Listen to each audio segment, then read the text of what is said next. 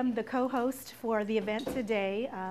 I'm the organizer and co-founder of the West Oahu Women's Network, but we're very happy to be here. I also get the opportunity to be the first workshop presenter. So this is a really informal workshop. We originally had these set up as round tables where we could all just sit around. So it's going to be very, very interactive. My job, my actual full-time job, I'm actually retired from the U.S. Air Force, retired out of Hickam many years ago. I'm younger than I look. Anyway, what I wanted to do is I'm retired from the Air Force. I work now also as a full-time photographer and as a personal success coach. I've trained with Jack Canfield. You may know the name. He is the author of the Chicken Soup for the Soul series, but he's also a personal coach, trainer, motivational speaker along the lines of Tony Robbins, Jim Rohn, those guys. Well, Jack Canfield is my mentor, so a lot of the training and things that I'm going to do here and the tips that I'm going to provide you on empowering yourself really come from the training that I've had over the years with him, and then also in my training through the years with working with the military and really working with people in a lot of different organizations to help them get from where they are to where they want to be. So my workshop today is called Empower Yourself, and I'm very fortunate to be the first workshop speaker today because I want to kind of set the tone for the other workshops that are going to be held here today, and then also as you're talking to potential employers and doing a bit of networking around with everybody that's here today. So hopefully you can glean some tidbits out of my talk this morning that will help you, not necessarily even for today, but in life in general, okay? So one of the things that I want to talk about, actually, first of all, let me ask you that if you have a cell phone, if you could put it in the silent mode so that we're not scrambling at the minute when, or being embarrassed if it goes off. I've had that happen myself. But as we're talking about the workshops, you know, you're going to have some really, really great workshops that are going on today. Following this one, I'm scheduled from 10:30. I'm going to talk for probably about 20 minutes. I'm going to open it up for questions, and then we'll give about 5 minutes for the next speaker to get set up at the top of the hour. After this one, we're going to have workshops on resume writing, dressing for an interview, networking your way to a job, the art of interviewing, power negotiating, and doing well on the job, you know, organization and time management. A lot of the workshops that are going to be following mine really deal with helping you on the outside and being able to give a successful presentation to those that you're meeting and coming in contact with.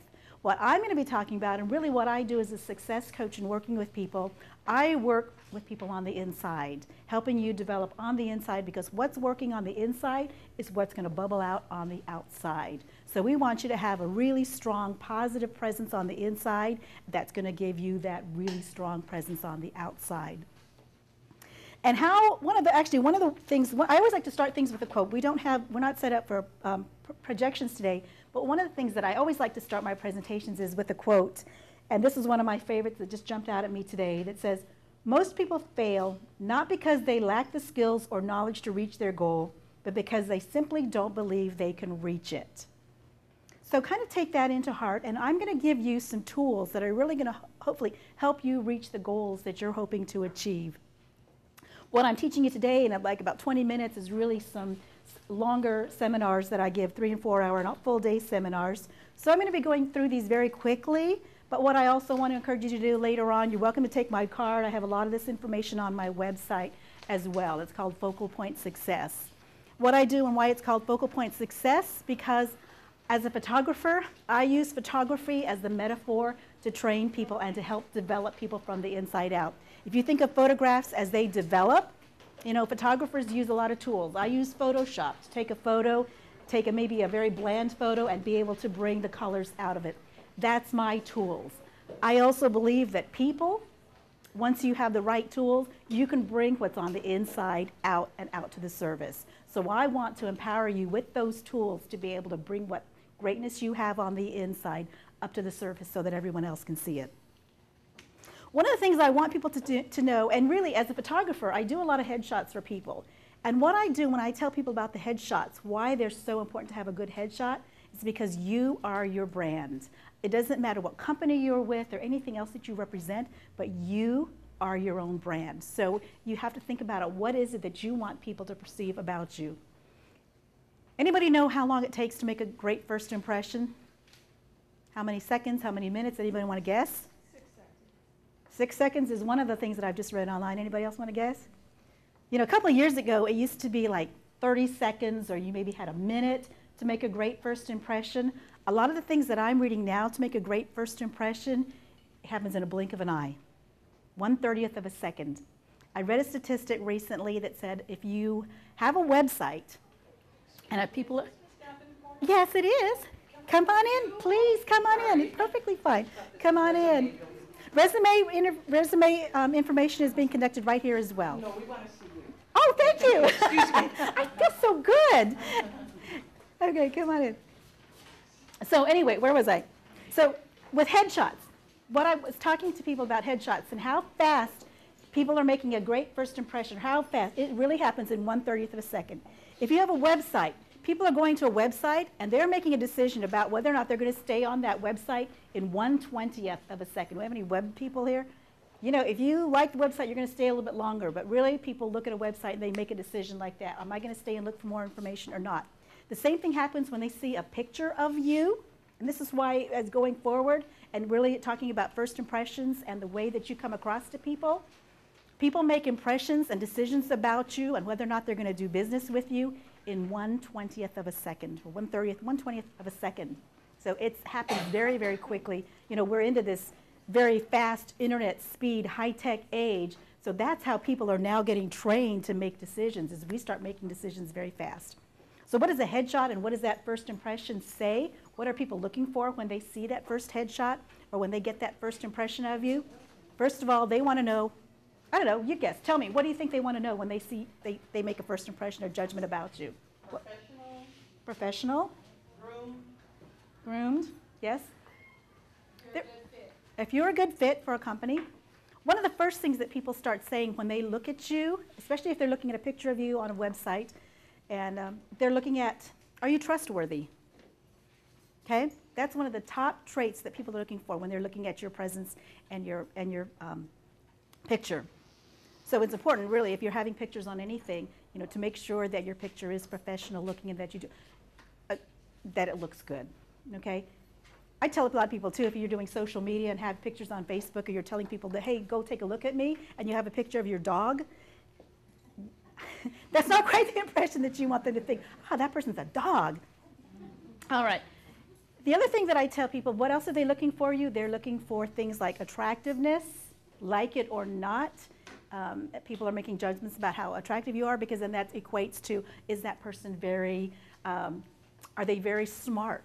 How intelligent are they? How competent are they going to be for me? So your presence, and you're going to get more training on these in some of the upcoming workshops that's going to be talking to you about how to dress and how to present yourself. But I just want you to keep these things in mind, how important it is for your presence to be. And again, a lot of that presence, that physical stuff that's going to come out, starts on the inside. So we're going to do a little thing that talks about what's happening, what's going on the inside here. All right. So we're going to do a little exercise, and I want everybody to turn to a person and just find a partner. And it's somebody, doesn't have to know. Just introduce yourself to somebody on your left or your right. Everybody get a partner. All right? Okay. So here's what's going to happen. Does everybody have a partner? Does everybody not have a partner? I promise this is not going to be embarrassing. Nobody's going to get hurt. Okay. Raise your hand if you do not have a partner. Okay, everybody's got a partner, yes? Okay. Everybody's got a partner? If you want to, you can trio up if you need to. Okay, here's what's going to happen.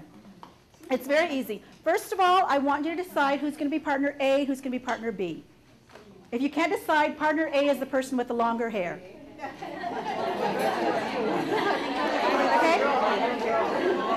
Okay? Okay, so everybody knows who's partner A? All right, so here's what's going to happen. Partner B is going to begin. Partner B, both of you are going to get a chance to do this little exercise, and it's only going to run for 45 seconds. Each person's going to get to talk for 45 seconds to the other person. All right? So for 45 seconds, partner B is going to tell partner A. Partner B is going to say, got a partner? Okay, awesome. So you got a partner up. All right. Partner B is going to start, and partner B is going to say, What I love and admire about myself is, and you're going to talk about yourself. So it's going to sound like this. What I love and admire about myself is that I think I'm a good mom. What I love, and it just, whatever comes to mind. What I love and admire about myself is that I'm a hard worker. What I love and admire about myself is that I put 2 kids through college, or still putting 2 kids through college.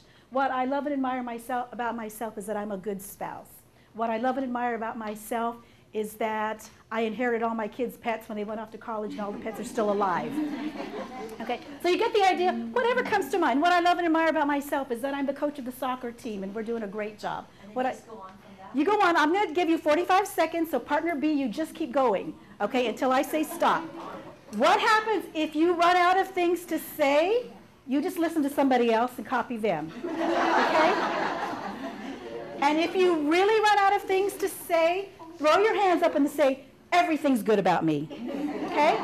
So I'm going to start the clock, 45 seconds. Now, partner A, you are simply listening quietly. You can smile and nod. Do not be judgmental. Just smile and nod, okay? And partner B, you just keep talking until I say 45 seconds are up. So are we ready to play? All right. Partner B, begin. What I love, respect, and admire. Start. Do you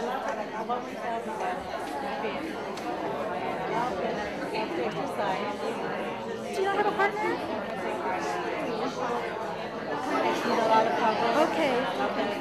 So you can partner up with these three right here.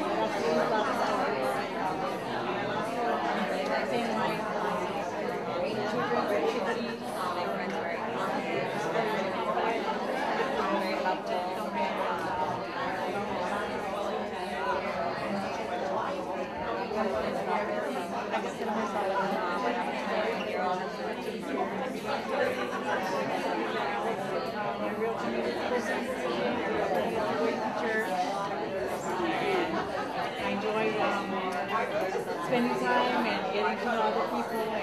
And stop. Okay. Partner A, thank partner B for sharing. All right. Now we're going to switch partners, and partner A gets to talk for 45 seconds. So what I love and admire about myself is. So partner A, begin.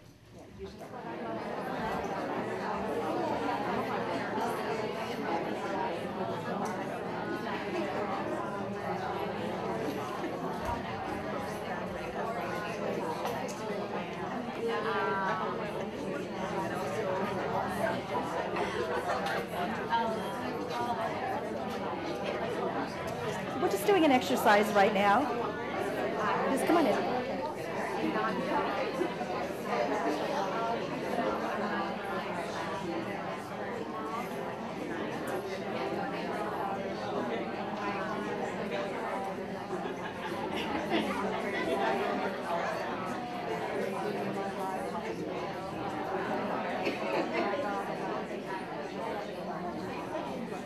And stop.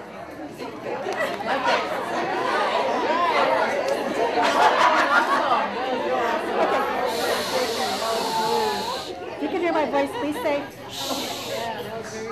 Thank your partner for sharing. All right. So how was that exercise? It was hard. Okay, it was great. What did it was hard? Why was it hard? Well, I was thinking, I was trying to look at her eyes contact, but then I ended up looking that way or looking down, and then I was trying to just focus on her face. Okay. Okay, what other impressions do you have? Good, thank you, thank you. I need another 45 seconds. Okay, here's what usually happens in my workshops. You know, you ever heard of A-type personalities and B-type personalities? You know what? So usually there's the personalities in the group that say, oh my gosh, I've got to share for 45 seconds about myself. Please don't make me talk about myself, right? And then there's the A-type personalities who are already rehearsing what they're going to say. And they say they need another 45 seconds or 45 minutes. Any other impressions about the exercise? How was it sharing with somebody else? Nice? Was it feel good? Okay, that's awesome to hear. I like the fact that you are comfortable in sharing. What I find in some instances that people tell me it's very hard. I've had people break down and start crying in the middle of these because they find that it's very hard to share.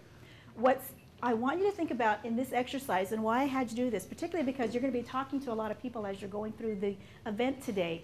I want you to be comfortable talking about yourself. A lot of us so often, we get in the mode, or we've heard it. How many of you have ever heard, don't talk about yourself, don't brag on yourself, that's not good, we don't do that, that's not polite. Heard all that talk when we were growing up. So we start suppressing ourselves and all the greatness that we have and all the good things that we've done. What I encourage people to do is think about not so much as bragging, but it's honoring your experience. No matter how large or how small or how insignificant you might think it is, that is the experiences that have shaped you. And that's what you need to bring out and honor those experiences, because that's going to come out and that's what's going to bring other people to let them know what you have to offer. You may think it's insignificant, but others are going to say, oh my gosh, you know, you did that. That is really awesome. All right. So learn to honor your experiences. Learn not to be afraid to talk about who you are and what you've done to people.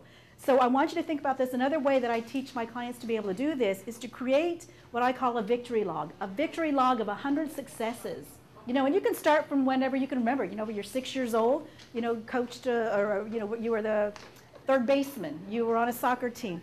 Any successes, but what this victory log does is it affirms to you who you are and the great things that you can do. Because as we go through life, sometimes we just get beaten down and a little downtrodden and we get sad. And what you need to do is go back to that victory log and say, you know, I really am a good person. I really did do a lot, and I really have accomplished a lot. So think about all the positiveness. And that positiveness, that's what I really want to train people, is put that positiveness inside of you. Get that positive self-esteem, because again, when we're talking about dressing on the outside, that's where it's all coming from. It's what you are holding on to on the inside. All right. The next, I'm going to work through these next ones really quickly. The next tip that I want to give you, and this is really probably one of the hardest tips that a lot of people have trouble getting. But it's a very, very important one, and it's about taking 100% responsibility for your life. Okay? No matter how difficult it gets, it's really easy to say, that guy cut me off. I'm not successful because somebody held me back, or I couldn't get there on time because this happened to me. It's really easy to blame somebody else for whatever is happening to yourself. But when you can take 100% responsibility for what's happening to you and realize that you have a choice in whatever happens, which direction you choose to go, left or right, forward or backwards, upside down, whatever way, you do have the choice. Acknowledge to yourself that you have the responsibility. Anybody ever been stuck on traffic in H1? You have a choice on how you're going to react to that, don't you? You know, I now get in traffic, and I know there's certain things that I need to do before I get into traffic. What are some of those things you all do? Go to the bathroom. That's number one. Okay, go to the bathroom, get a bottle of water. You know, maybe I'll just make sure that I have some CDs or something in there too, because I know that there's always the chance that it's going to be slow. So I can sit in traffic and be mad, and you can curse about things are not going well for you, or you can say, what's my choice in this matter? I can have a choice, or I can find the nearest exit and get off if that's possible too. So know that you always have a choice, but know that you, to be successful, need to take 100% responsibility for your own life. Give up all the blaming and complaining, because really all that does is you're giving your own power away. Take back power yourself and accept responsibility for any little thing that you can. All right? Don't give it to someone else. The next tip that I want to tell you all about is to ask. One of the most or least used techniques that people forget about is the simple habit of asking. Why do we not ask for what we want? 2-year-olds, we're afraid of no. 2-year-olds know how to do it. I want the cookie. I want that. I want to go to the park. I want to go swimming. But we stop asking because we're afraid of rejection. Okay? But look at this. Learn to look at the fear of rejection this way. What happens if you don't ask? You already got a no. You've already got the no. So are you any worse off? Let's just say I wanted to ask some guy, don't tell my husband, but let's just say I wanted to ask some guy for a date, okay? Or to meet me for coffee or whatever. And he turns me down. Am I any worse off? Did I have that cup of coffee with that gentleman anyway? No. So learn to accept that a no is not necessarily a no, I hate you and I hate your mother and I hate the rest of your family. A no is just simply no, that's just maybe the timing's just not right. Learn to accept rejection. Learn to accept that also information that comes your way, what you might perceive as criticism, is just information. Feedback is just information. Just like an airplane going down the road. You know how airplanes going down the road, heavens, we hope airplanes are not going down the road. They need to be in the air. But you know how an airplane gets information and it goes left, right, left, right. It's constantly getting updates on where it needs to go. That is what feedback, that's how you need to take feedback. And especially if you get feedback today that maybe this is not the right position for you, or maybe you need to work on additional skills, take that information as simply feedback to make yourself better. It's not, again, it's not about saying, no, I hate you, this is terrible, don't ever come back, I don't want to see you, please don't ever let me see you on the street. It's really just feedback to help you get better and get on course and stay on course. Okay? So just recognize that feedback is not a negative. There's nothing negative to associate with that. It's really just information. That's all it is. So as my time is winding down, and then I'm going to leave it up for questions, what I want to do is I'm going to do another little quick exercise, but this is one that everybody can do themselves. And I like to do this because my workshops, what I like to do is make people really aware of the thoughts that they put into their heads, the thoughts that you hold about yourself. Again, I am really about holding positive thoughts and making the clients and everyone really understand how the information that you take in will affect you physically. We're going to do a little exercise just to be able to show you that and how your thoughts can affect your physical reality. So if everybody can look, you know, like take your right hand. All right, let me make sure I do this right. Okay, take your right hand. And you see how there's you got a little line here on your wrist? Okay, now if you look at your left hand, there's a little line on your other wrist. Okay, so I want you to match those two lines up like this. And then I want you to look to see your middle finger. One might be longer than the other. Is there one that's longer than the other? Okay, maybe a little bit longer, tiny bit longer. Okay, I want you to take the hand that the middle finger is shorter. Okay, whichever hand. It could be the left hand, it could be the right hand. Hold that hand in front of your face, the shorter finger. Hand with the shorter finger, hold that in front of your face. Okay? So now you're going to repeat with me 8 times, and we're going to talk to the hand. Okay? And we're going to tell the hand, grow longer 8 times. So everybody with me. All right? So here we go, 8 times. Grow longer, grow longer, grow longer, grow longer, grow longer, grow longer, grow longer, grow longer. All right, I want you to remeasure.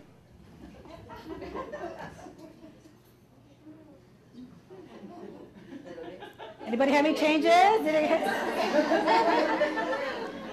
Ladies and gentlemen, this only works on the hands. Okay, as far as the research shows. Okay? All right,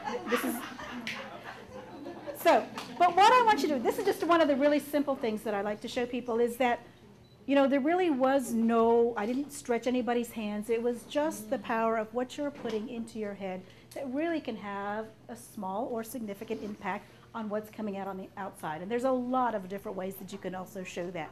So as you're going through your day, it's really important to keep a positive frame, keep that positive mindset, go back to that victory log that we talked about, go back to those things that we just talked about, remembering who you are, what you love and respect and admire about yourself.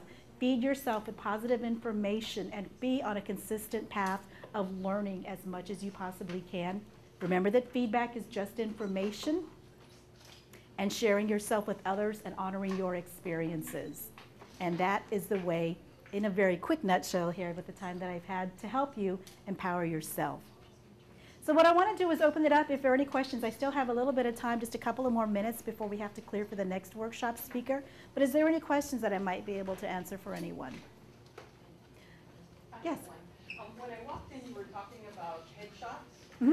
and I was actually advised to keep a headshot off my resume in order Okay. to prevent somebody from making a quick decision. Is it advantageous to put a headshot on? Or You know, I will leave that to the resume experts, because I'm not an expert on resumes, having it on there. That could be really, that's not my area of expertise. I do know that for business cards and things like that, and on websites, it is advantageous to have your headshot on there, because people want to do business with people. And so they want to know who they're being connected with. the realtors? Like the realtors, you know, there's 4,000 realtors here. If you want to be remembered, it is very important, in my opinion, to have a good headshot on there. Because especially if you go to networking events, you meet a lot of people, you want people to remember you. They can put a name. You know, 56% of the population is visual, so that means I connect better with seeing a picture of somebody rather than a name. I'm really bad with names, so I apologize if I run into any of you again and I forget your name, but I generally will remember a face. Okay, but yes, I will. That's a very good question about resume versus business cards. Okay, any other questions? Those are great questions. If you're in business for yourself, do you think it's a good idea to create your own brand in the form of? You know, I have found that to be, I am in business for myself. You know, I've worked for the large corporation called the Air Force before, but I have found really my brand, I am my own brand. You know, I really, yes, I have a logo and I work with the marketing team to help me develop the logo and what I want to say, but it really, what that whole brand is, they came in and really worked with me to find out who I am. I'm not a cookie cutter of anybody else. So for me, when I'm out and about, yes, it's important for me to be my brand, and that's what I would recommend to other people. You know, what is it that makes you unique? And then when I'm working with coaching clients, it's find out what makes you unique? What sets you apart from everybody else? I work hard, I'm trustworthy. You know, what is it that's going to set you apart? And that becomes a part of your brand. Really, you are selling you, and that's what I tell a lot of people. Good question, thank you. Any other questions? Again, I'm Kathy Davenport. My website, you can either go to one or two websites. KathleenDavenport.com is my photography website, or you can go to focalpointsuccess.com. My cards are here. I'll be here throughout the day if you have any more questions for me about anything that we learned today. If there's no other questions, I just want to thank you all so much for having me here today, and I appreciate it.